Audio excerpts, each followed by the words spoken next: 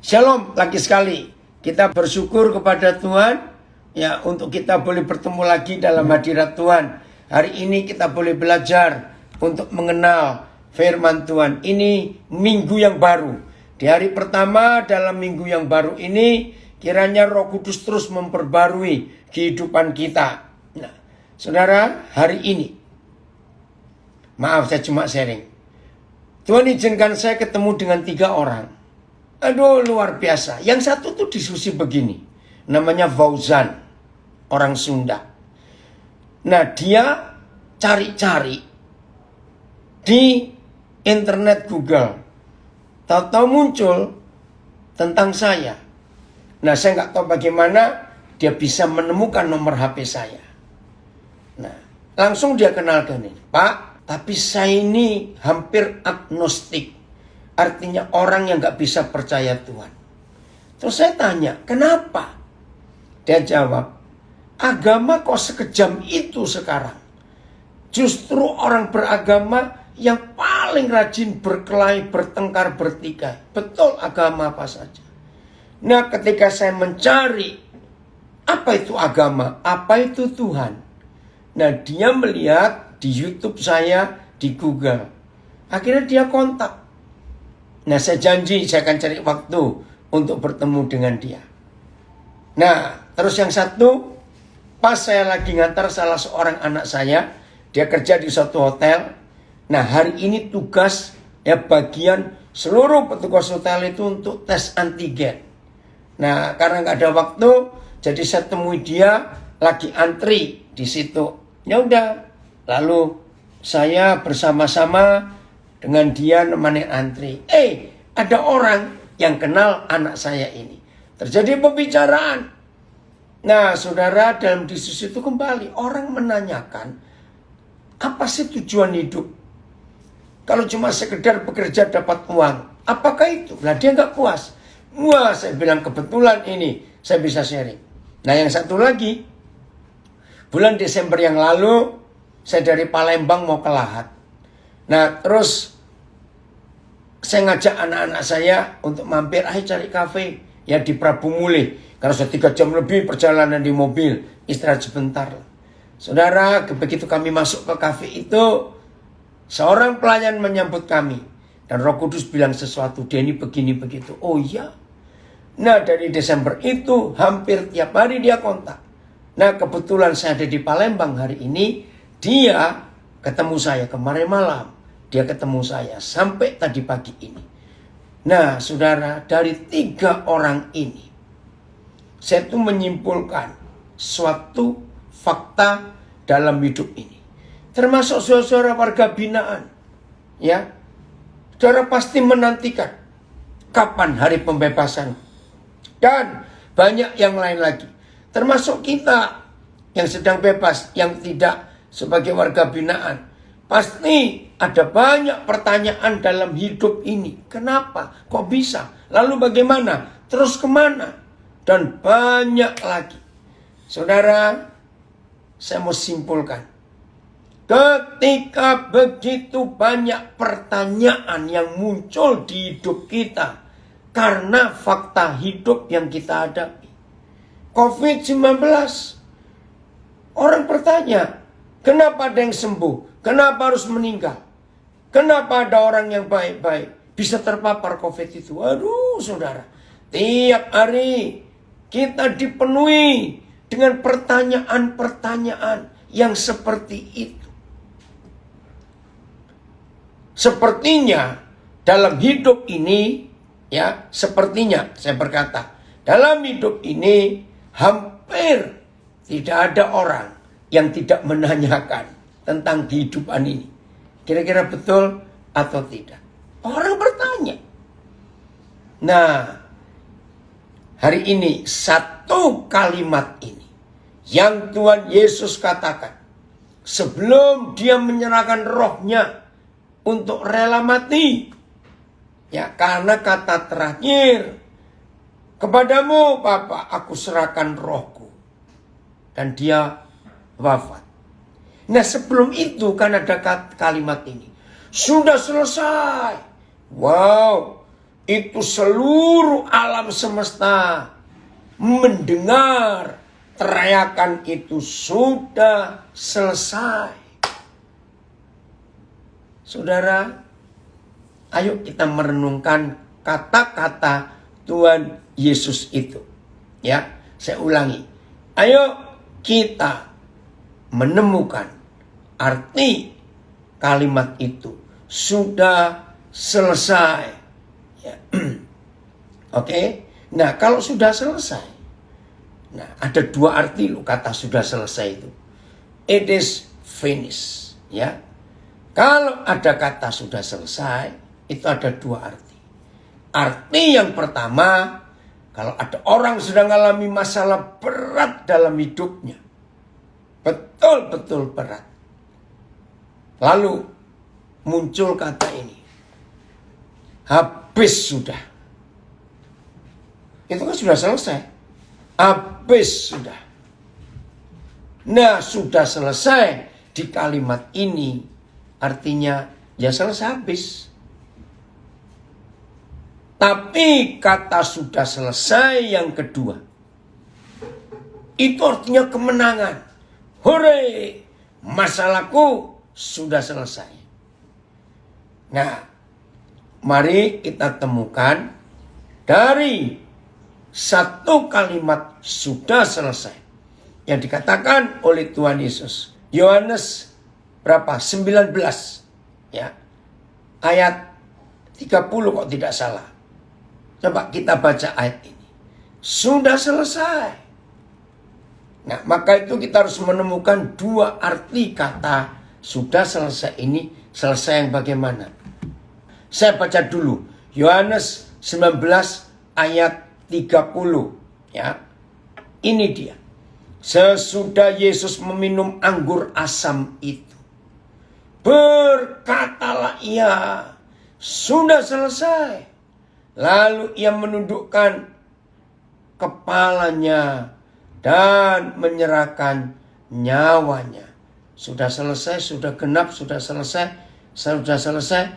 MILT menulis selesailah sudah. Cuma itu bedanya.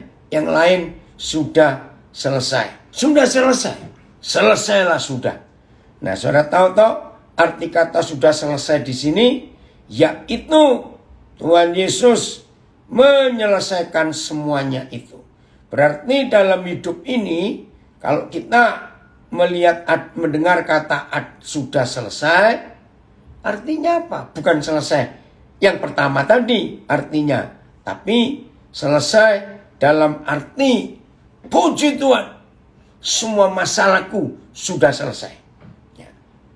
Itu maksudnya. Kalau kita percaya apa yang Tuhan kerjakan dan sudah selesai, ya sudah. Oke, ini ada yang kirim bahasa Jawa. Oh maaf. Ya, bentar ya. Bahasa Jawanya. Sawuse nyecep anggur kecut mau. Yesus tumuli ngandika. Wus rampung. Panjenengane banjur nungkulake mustaka. Mustaka itu kepala. Lan masrake nyawani. Wis rampung. Sudah selesai. Riki sudah masuk WA-nya? Oke ya. Nah, kalau kita melihat ini, berarti masalah-masalah kehidupan kita yang begitu banyak. Saya ulangi. Kalau kita sudah membaca apa yang Tuhan Yesus katakan waktu disalib itu sudah selesai. Berarti kita tinggal tunggu. Ada terjemahan lain. Saya nggak tahu. CEV ini dari Contemporary English Version. After Jesus drank the wine, he said, everything is done. Segala sesuatu selesai. Is done. Bagi orang yang berbahasa Inggris kata is done, lengkap. Sudah nggak ada yang perlu dikerjakan lagi. Itu dia. Nah, saya berikan contoh ini. Suatu hari jam tangan yang saudara miliki. Dan itu jam tangan yang mahal. Hadiah dari seseorang. Nggak tahu bagaimana. Rusak. Maka saudara pasti cari tempat servis yang bagus. Betul tidak? Wajar. Nah akhirnya orang tunjukkan. Coba kamu ke sana. Coba kamu ke situ. Ya udah. Saudara akhirnya saudara sampai ke tukang servis itu. Terkenal loh ini. Terus dia periksa. Akhirnya dia berkata gini. Seminggu. Ya 7 hari. Balik. Nah ini dia. Ya. Nah orang ini. Dia tuh tanya. Saya ini siapa? Saya ini kerja apa? Nah sebelum saya jawab.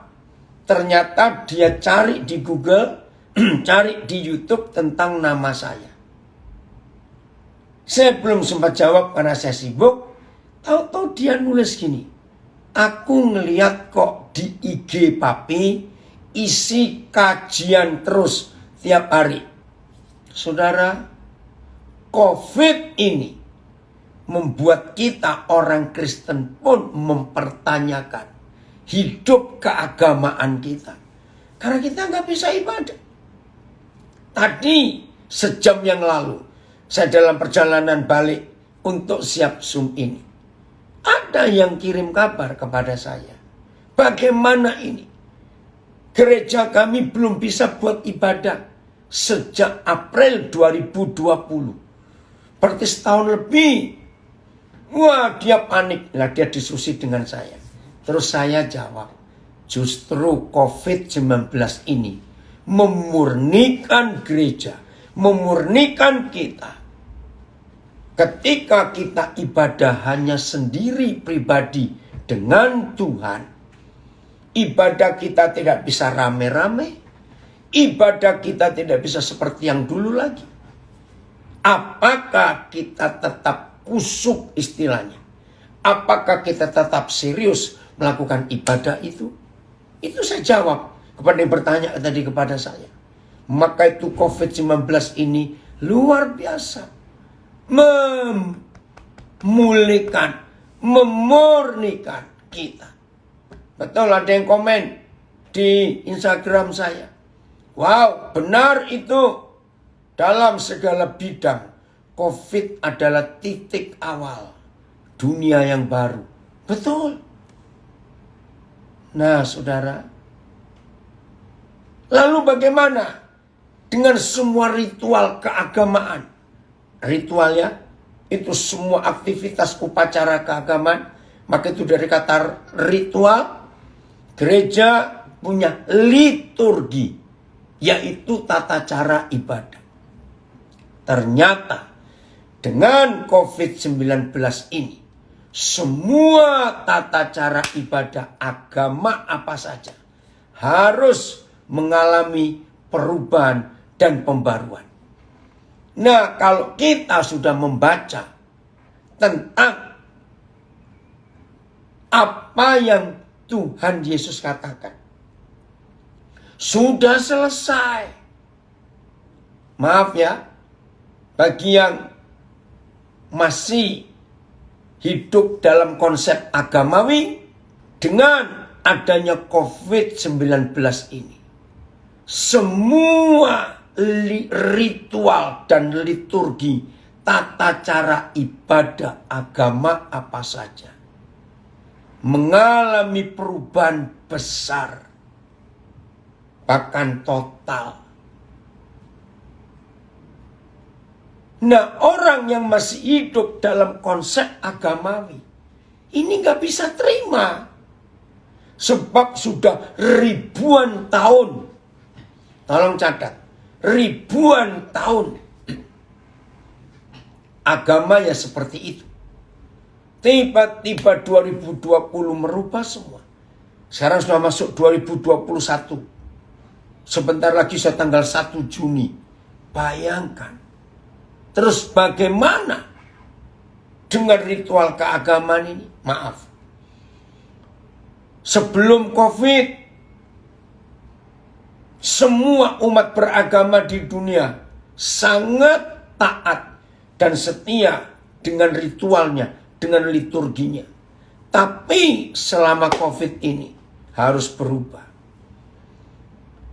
Pasti ada yang merasa, aduh, kira-kira Tuhan berkenan atau tidak ya? Tuhan bagaimana ya? Jawaban saya, apa yang Tuhan Yesus katakan sudah selesai. Ini jawabannya. Artinya, selama setahun lebih dengan pola ibadah yang berubah, yaitu pola ibadah yang sendiri pribadi berjumpa dengan Tuhan. Maaf, buktinya hidup ya begini. Nggak ada masalah. Kita tidak perlu melakukan ritual ini, ritual itu. Harus begini, harus begitu. Nggak apa-apa. Dan Tuhan tetap hadir di hidup kita. Bukankah ini konsep sudah selesai? Artinya, ya Yesus Tuhan yang menyelesaikan. Wih, itu luar biasa. Ada yang bertanya, sudah selesai penebusan yang dilakukan Yesus.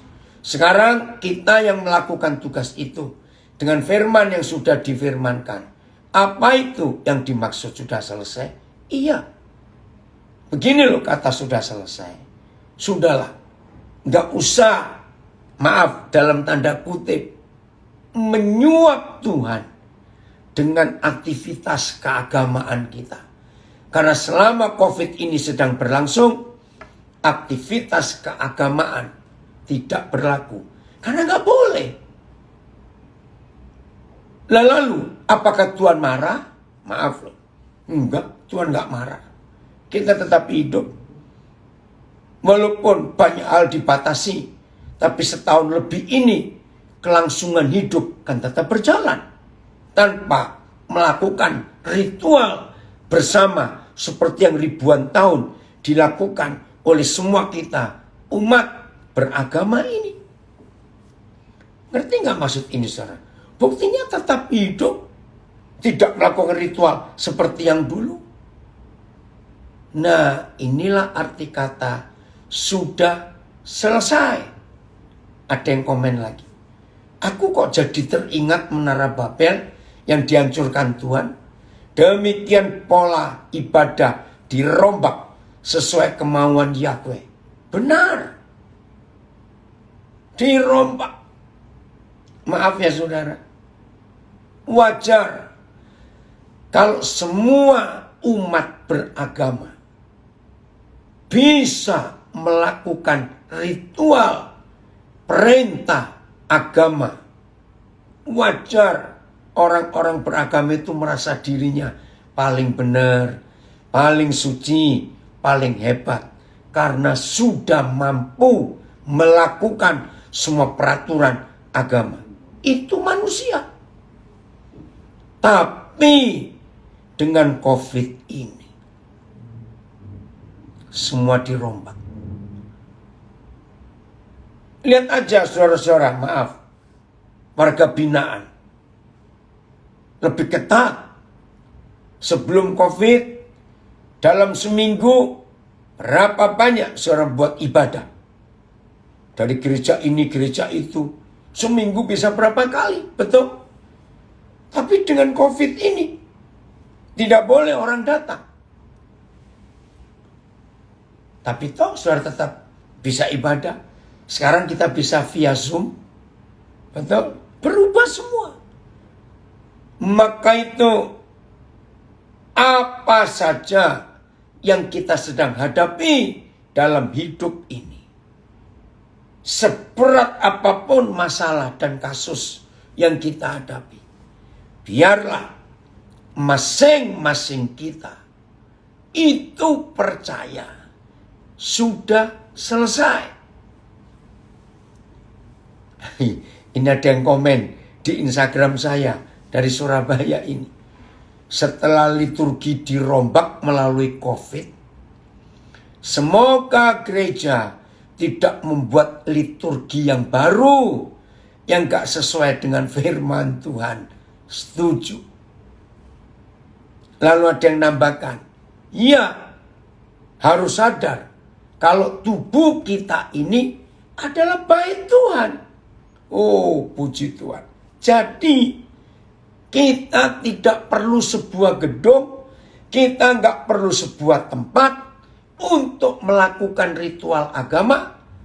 Cukup sendiri, atau kalau lagi Zoom, lagi webinar, kita sendiri di depan HP masing-masing. Berubah semua. Dan lagi sekali, walaupun ritual keagamaan kita tidak kita lakukan, Tuhan tidak marah. Tetap seperti itu. Nah, inilah bukti. Maaf ya. Inilah bukti betapa Tuhan itu luar biasa. Betul ya? Jadi indah sekali. Oh, terima kasih Bapak. Karena apa yang Tuhan sedang kerjakan sekarang ini di luar pemikiran kita. Ada yang komen, bagi yang bijak menjaga kesehatan tubuh, kesehatan ekonomi, kesehatan rohani, sekalipun kegiatan ibadah pada masa pandemi virus COVID tidak akan membuat kita tergeletak. Amin. Tuhan kita lebih besar dari apapun juga. Betul. Maka itu saudara, sudah selesai. Oke, saya kembali. Ilustrasi tadi. Saudara punya jam tangan mahal, dapat hadiah dari seseorang, dan rusak. Saudara sampai ke tukang servis yang sudah ditunjuk, yang authorized istilahnya. Begitu sampai, diperiksa, dan petugasnya bilang, seminggu Bapak atau Ibu kembali. Berarti seminggu lagi sudah selesai. Nah, pertanyaan saya, menunggu seminggu dari hari pertama saudara serahkan jam tangan yang mahal itu kepada pihak servisnya, seminggu itu saudara ngapain terhadap jam itu? Saya beri beberapa contoh. Seminggu setelah diberitahu seminggu, saudara kembali lagi. Nah, sambil menunggu seminggu, masa orang ada yang buat gini? Tiap hari datang ke tukang servisnya untuk ngecek. Sudah dikerjakan belum?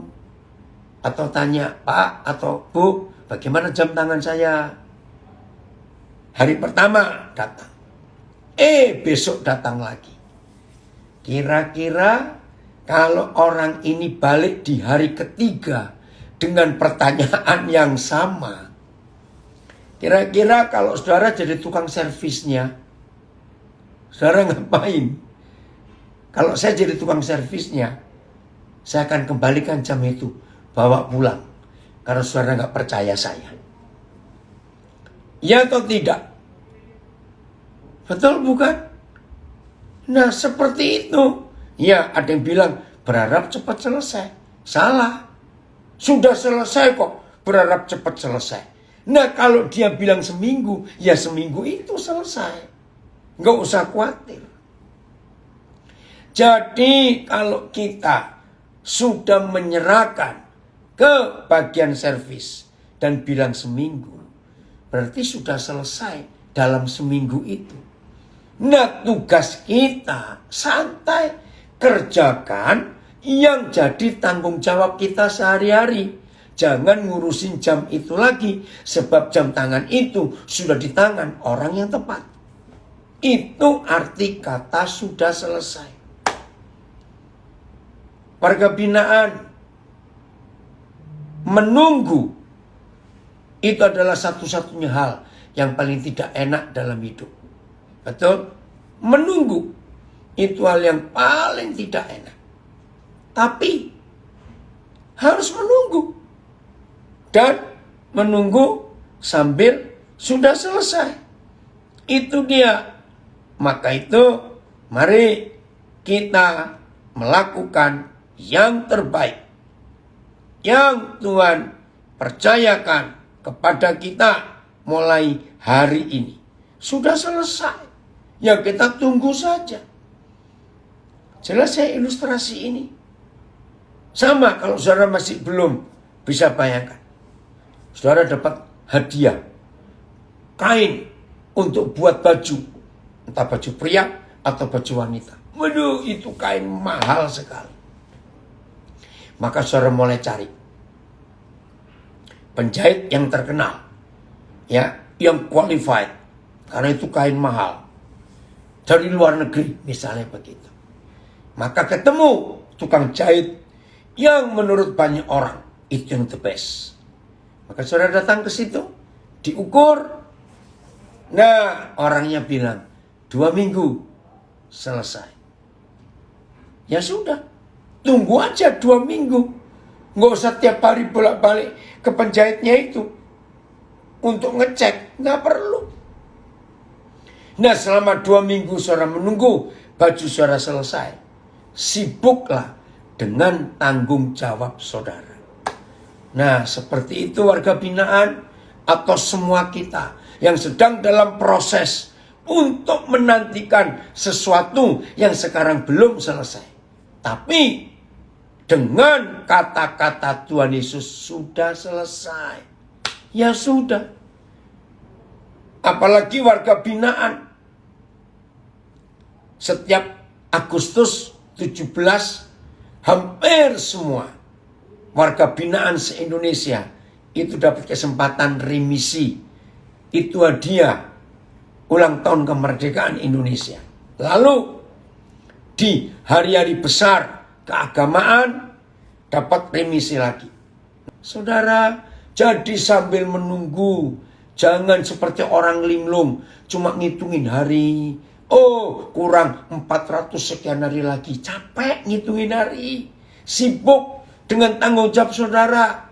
Dan gunakan kesempatan selama menunggu hari pembebasan saudara. Gunakan untuk belajar sebanyak-banyaknya dalam hidup ini. Nah, akhirnya yang tanya tadi, yes, mengerti, amin, puji Tuhan. Sudah selesai kok. Mau apa lagi dalam hidup kita? Jadi sambil menunggu. Nah, orang yang sudah percaya bahwa masalah yang dihadapi itu sudah selesai, maka orang itu akan menikmati hari-hari hidup yang luar biasa. Apa luar biasanya? Percaya. Sepertinya hari itu sudah ada di sini sekarang. Padahal masih belum. Nah, itulah cara hidup yang berkenan kepada Tuhan. Jelas ya saudara? Jadi gak usah panik. Gak usah bosan. Ya, sambil menunggu hari pembebasan itu. Maka kalau kita hidup seperti itu, maka sukacita surga setiap hari ya akan melimpah dalam kehidupan kita. Maka kalau tiap hari kita berbahagia seperti itu, saudara, hidup ini luar biasa.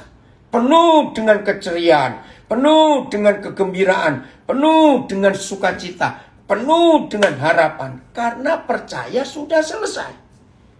Dan apa yang terjadi dengan orang-orang, saudara-saudara kita yang ada di sekitar kita? Mereka melihat, loh, kamu ini kan sedang punya masalah. Semua orang tahu kalau kamu sedang punya masalah. Tapi kok bisa kamu seperti nggak punya masalah? Jawablah, karena Tuhanku Yesus sudah berkata, sudah selesai masalahmu. Ya sudah. Jadi itu akhirnya, kalau saudara dan saya tahu bahwa hidup ini yang sedang kita jalani dan kita nggak tahu titiknya di mana, tapi kita percaya sudah selesai. Ya sudah, tunggu saja. Sudah selesai kok. Itu pola hidup yang berkenan kepada Tuhan. Indah ya kalau seperti itu hidup kita, saudara. Serius. Apalagi yang kita perlu takutkan? Apalagi yang kita perlu khawatirkan? Enggak ada. Karena sudah selesai. Saudara, tiap kali saya merenungkan firman ini sudah selesai. Saya selalu ingat saudara kita namanya Yusuf yang di Mesir. Wih, kalau kita lihat hidupnya, dan ini warga binaan, cocok sekali. Menikmati hidup seperti Yusuf yang di penjara. Betul tidak? Yusuf itu di penjara mengalami penderitaan yang luar biasa. Tolong yang belum pernah tahu, supaya hari ini tahu. Yusuf mengalami pengadilan yang sangat tidak adil. Apanya yang tidak adil dialami oleh Yusuf? Begini. Dia divonis seumur hidup. Itu vonisnya. Tapi ini aneh. Maka itu warga binaan, belajarlah dari hidup Yusuf. Dia divonis seumur hidup. Tapi tanpa diadili. Loh, kok bisa? Coba lihat. Kejadian 39 ayat 19, 20. Sangat tidak adil. Baru saja didengar oleh tuannya perkataan yang diceritakan istrinya kepadanya. Begini begitulah aku diperlakukan oleh hambamu itu. Fitnah, hoax. Maka bangkitlah amarahnya. Wajar. Suami mana yang tidak marah dan emosi ketika tahu istrinya mau diperkosa? Betul tidak? Ini dia. Lihat ayat 20. Lalu Yusuf ditangkap oleh tuannya dan dimasukkan ke dalam penjara, tempat tahanan-tahanan raja dikurung. Demikianlah Yusuf dipenjarakan di sana. Jadi nggak ada proses pengadilan. Mendengar laporan istri tanpa ke pengadilan. Ya karena Potifar itu eselon 2 dalam pemerintahan Firaun. Pejabat tinggi. Nggak perlu pengadilan. Cukup perintah, tangkap, masukkan penjara. Saudara perhatikan kalimat ini.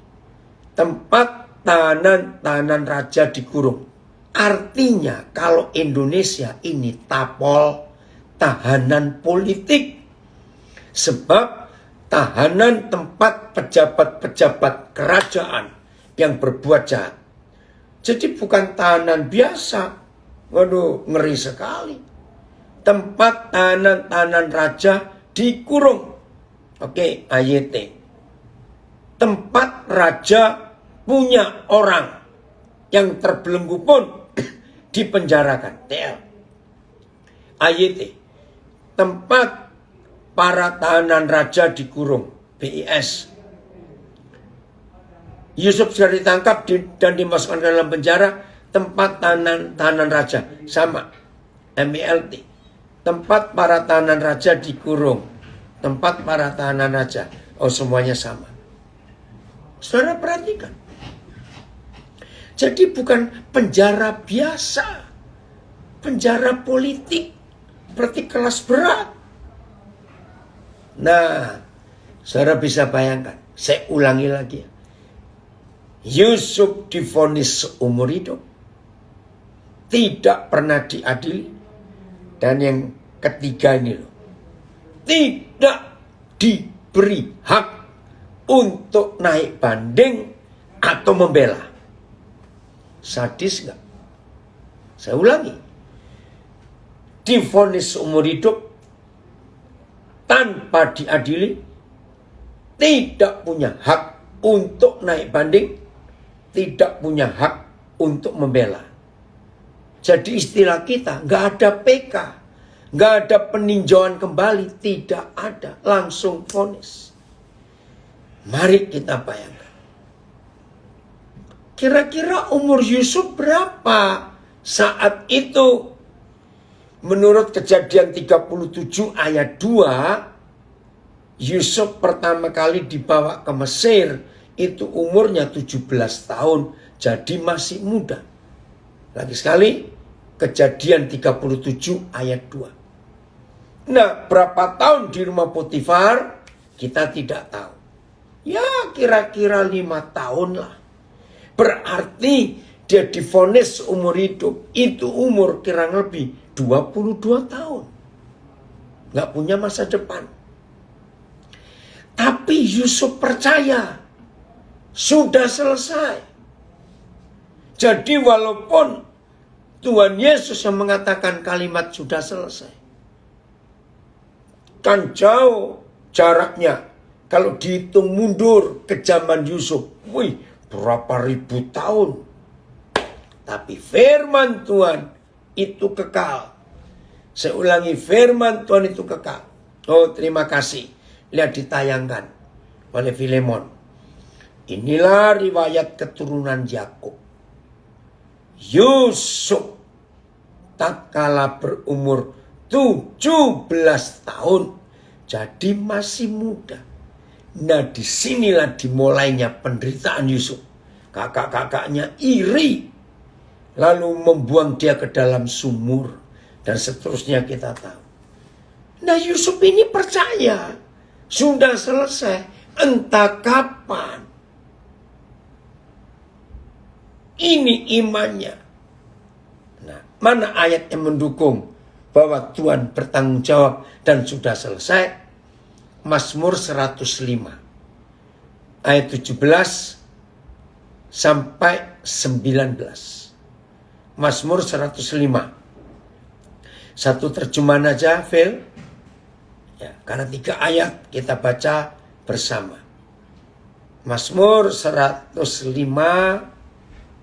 Maka itu semua kita yang belajar hari ini miliki iman ini. Sudah selesai. Diutusnyalah seorang mendahului mereka. Yusuf yang dijual menjadi budak. Nggak enak. Mereka mengimpit kakinya dengan belenggu. Habis sudah. Lehernya masuk ke dalam besi. Maaf warga binaan.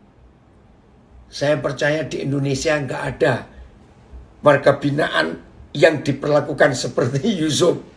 Lehernya dirantai, kakinya juga dirantai. Kan nggak ada, bukan? Nah, saudara, di sini kita belajar. Yusuf mengalami itu. Ingat, divonis seumur hidup tanpa diadili. Setelah vonis jatuh, seumur hidup tidak punya hak untuk naik banding atau membela. Tidak ada. Sudah begitu, lihat. Lehernya, kakinya dirantai. Tapi lihat ayat 19. Inilah iman Yusuf yang mengatakan sudah selesai. Beriman sudah selesai. Lihat ayat 19. Wih, luar biasa. Sampai. Nah, saudara tahu kata sampai? Ada batasnya. Sama pertanyaan beberapa saudara warga binaan. Atau pertanyaan beberapa saudara yang hari-hari sedang punya masalah. Bagaimana? Kapan selesainya? Terus apa? Ini dia saudara. Maka itu mari kita melihat fakta ini. Kapan? Sampai kapan? Lihat 105 kitab Mazmur ayat 19. Sampai saat firman-Nya sudah genap. Nah, coba Riki ayat 19 di berapa terjemahan supaya lebih lengkap. Sampai saat firman-Nya sudah genap. Apa itu? Jadi kalau saudara bertanya-tanya, sampai kapan aku seperti ini? Sampai kapan? Aku harus mengalami penderitaan ini. Sampai kapan? Saudara perhatikan baik-baik. Inilah kebenaran yang luar biasa. Oke. Hingga waktu untuk nubuatannya tiba. Akhirnya terjadilah yang ia ramalkan. Ia dibenarkan oleh perkataan Tuhan. Bukan oleh perkataan pengacara, perkataan membela. Tidak. Sampai waktu firman-Nya datang. Firman Yahweh memurnikan dia. Sampai saat difirmankan, sampai saat firmankannya terlaksana. Janji Tuhan mengujinya. Hingga sampai masa terjadi apa yang telah dikatakannya. Apa yang dikatakan Tuhan Yesus? Sudah selesai. Nah, tunggu itu. Sama seperti tadi, saudara membawa jam tangan saudara, arloji saudara ke tukang servis. Ya tunggu. Kalau dia berkata tunggu seminggu, ya tunggu. Sama seperti saudara punya kain bagus dan dibawa ke penjahit. Penjahit bilang 2 minggu, ya tunggu 2 minggu. Yang penting sudah selesai. Karena sudah sedang dikerjakan. Nah, jadi sampai di sini seringkali yang membuat hidup ini kacau, yang membuat hidup ini enggak penuh sukacita dan bahagia, karena kita enggak sabar untuk menantikan apa yang Tuhan sudah janjikan. Kita enggak sabar. Oh, Lapas Makassar keluar ya, Tuhan Yesus memberkati saudara. Maaf tadi saya terlambat, sehingga saudara harus, Selawi juga. Selamat, Tuhan memberkati. Dari Lapas Makassar, Lapas Selawi, selamat beraktivitas. Renungkan terus firman Tuhan. Tunggu sampai janji Tuhan, firman-Nya digenapi, dan janji Tuhan membebaskan saudara. Itulah sudah selesai. Oke Fendi, Papa senang anak saya dari Kudus ikut gabung juga, gitu ya. Jadi kalau kita melihat kebenaran ini saudara, maka seharusnya tidak perlu ada di antara kita hidup penuh ketakutan, hidup penuh kekecewaan. Gak perlu lagi, sebab sudah selesai. Itu yang dikatakan oleh Tuhan Yesus. Jelas ya? Aduh, ini luar biasa saudara. Sangat hebat. Inilah Tuhan yang berjanji kepada kita. Supaya firman-Nya itu yang nyata, teruji di hidup kita.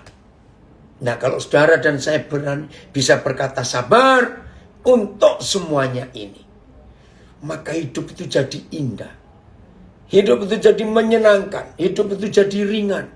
Hidup itu bahagia. Kenapa? Karena gak ada yang menekan kita. Semuanya jadi cepat selesai. Puji Tuhan bukan? Untuk hal itu, maka itu saudara, tunggu. Belajar. Untuk kita mengerti Mazmur 105 ayat 19 sampai saat firman-Nya sudah genap dan janji Yahweh membenarkannya, mengujinya, memurnikannya. Wih, hebat. Ini ada komen dari Lampung, bagus. Berserahlah, serahkan kepada ahlinya. Setuju. Siapa ahlinya? Ya Tuhan kita, ya Bapa di surga. Itu ahlinya. Maka kalau saudara dan saya berani menyerahkan kepada ahlinya, ya sudah. Luar biasa Tuhan kita. Karena janjinya tidak pernah ingkar.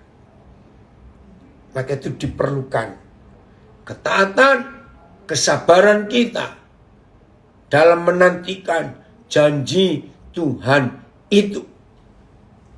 2 ayat yang terakhir. Ini yang perlu kita kerjakan sambil menanti janjinya.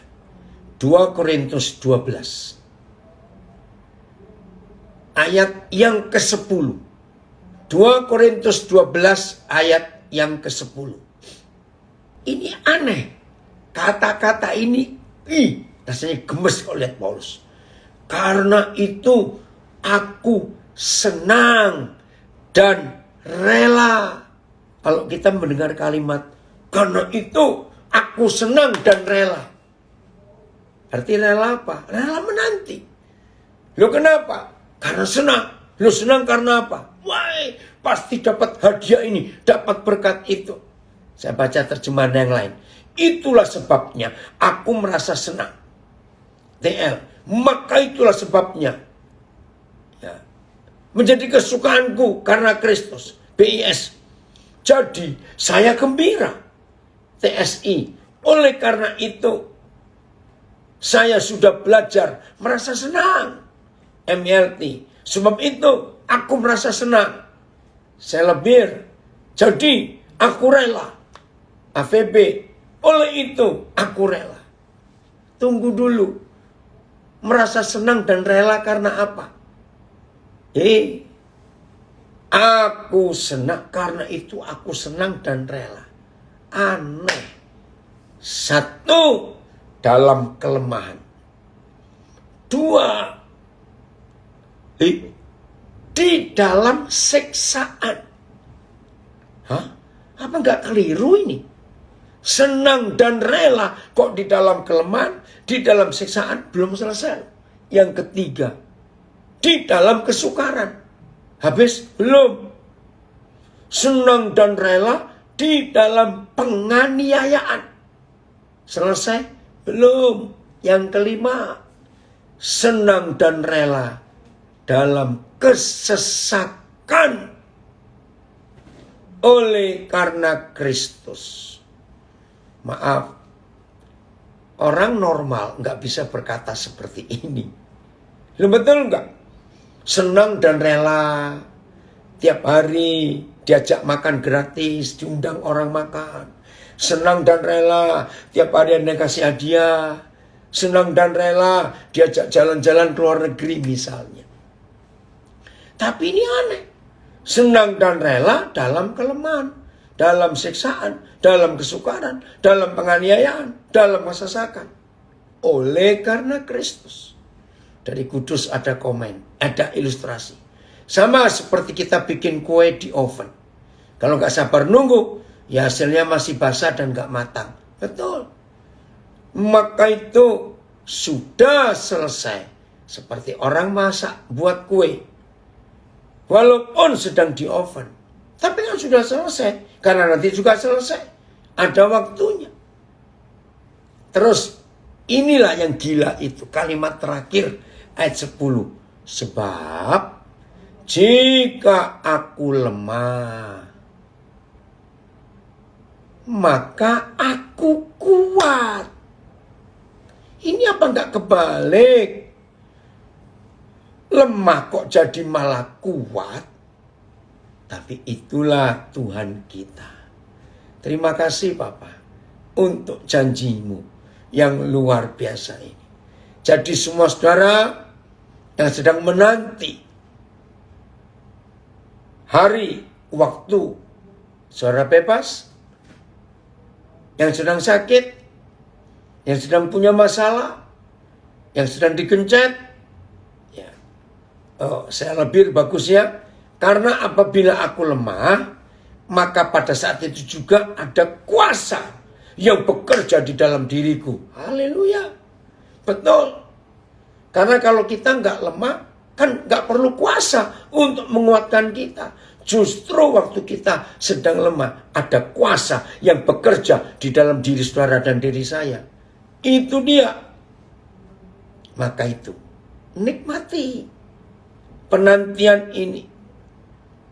Ampuni orang-orang yang memfitnah, menekan saudara. Ampuni. Jelas ya, kalau kita hidup seperti ini, hidup itu indah sekali. Hidup itu menyenangkan, saudara. Puji Tuhan. Oh, bentar. Ya. Oke, ayat terakhir. Kan saya bilang 2 ayat. Lalu gimana cara kita menanggung semuanya ini? Bagaimana? Lihat. Filipi 4 ayat 13. Ya, Filipi 4 ayat 13. Kita lihat. Ini ayat terakhir. Lagi sekali saudara, baik kita yang bebas di luar, tapi sedang menanti sesuatu, jangan putus asa. Perkebinaan, percayalah. Lihat ayat terakhir, Filipi 4 ayat 13. Segala perkara. Segala perkara. Jadi semuanya. Terjemahan lain. Aku dapat melakukan segala sesuatu. Terjemahan lama. Segala sesuatu aku cakap menanggungnya. Dengan kuasa yang diberikan Kristus kepada saya. Saya mempunyai kekuatan untuk menghadapi segala rupa keadaan. TSI. Saya bisa menghadapi segala keadaan karena Kristus yang selalu memberi kekuatan kepada saya. MLT. Aku menyanggupi semuanya dalam Kristus yang menguatkan aku. Saya labir. Segala keadaan dapat kuatasi karena Tuhanlah yang menguatkan aku. AVP. Aku dapat melakukan segalanya melalui Kristus yang memberi kekuatan. Ini dia. Segala perkara dapat kutanggung di dalam Yesus yang memberi kekuatan kepadaku. Ya sudah. Betul. Menikmati ketidaknikmatan dengan senikmat-nikmatnya. Itulah kunci kemenangan. Kita mempercayai kata-kata Tuhan Yesus sudah selesai. Jadi saudara, sambil kita menunggu kapan sudah selesai, itu ayatnya. Tunggu apa yang Tuhan sedang sediakan, janjikan kepada kita. Itu pasti terjadi. Karena dia yang berjanji gak pernah bohong. Yang berjanji itu setia. Puji Tuhan untuk hal itu. Jadi yang diperlukan kita hanya satu. Kesabaran kita. Karena janjinya tidak pernah terlambat. Masih ingat lagu yang terkenal? Janjimu seperti fajar pagi hari. Wah, itu lagu yang luar biasa. Tunggu. Fajar itu gak pernah terlambat. Dia tepat. Ya, jadi itu yang Tuhan sediakan buat kita semuanya. Jadi jangan tergesa-gesa. Jangan pengen cepat-cepat kalau ngoven roti. Ya tunggu waktunya supaya dia masak dulu. Ampuni semua orang yang mengecewakan kita. Saya tidak tahu. Semua kita yang sedang belajar via Zoom, Instagram, Facebook, dan audio. Saudara ngalami apa? Saya tidak tahu. Tapi satu hal yang saya tahu. Tuhan Yesus sudah berkata, sudah selesai. Ya tunggu saja. Maka hidup akan sukacita, hidup akan gembira, hidup merasa ringan. Itulah Tuhan kita. Tuhan Yesus memberkati kita semua. Sampai jumpa lagi.